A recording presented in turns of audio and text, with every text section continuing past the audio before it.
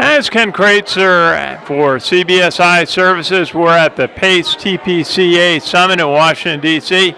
I have a chance to talk with one of the guests at the event today, and that is Dan Morley. And Dan, good to see you. Tell us, what are you hearing at the conference so far? Well, you know, it's very interesting as you look at these complex rules around calling and really trying to understand what you can and cannot do. Interesting perspectives.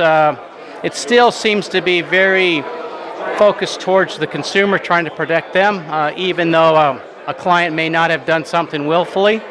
So interesting perspectives as to how to safeguard and protect yourself against such litigation. Very good. If you would, just tell us a little bit about your company, nVoq. So nVoq, we're a privately held company in Boulder, Colorado.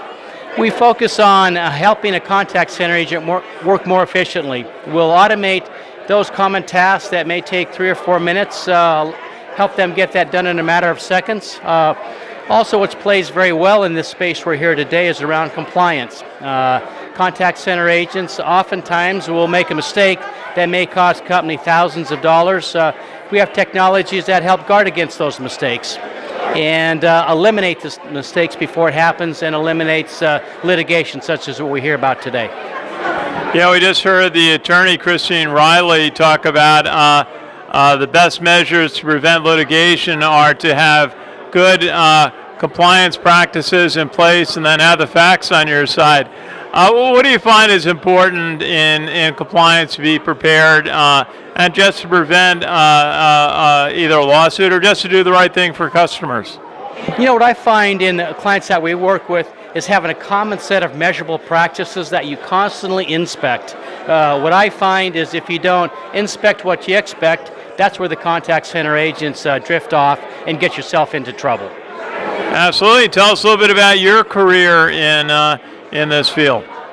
Well, I hate to say this, when I started my career in this field, we called them boiler rooms, and you'd have 50 or 60 telephones sitting out in a basement somewhere, and you'd start making phone calls. So I don't want to age myself, but that takes me back into the late 70s, and I've been with this technology since then, through all the various evolutions and so forth of technologies and practices. Well, I feel like a colleague.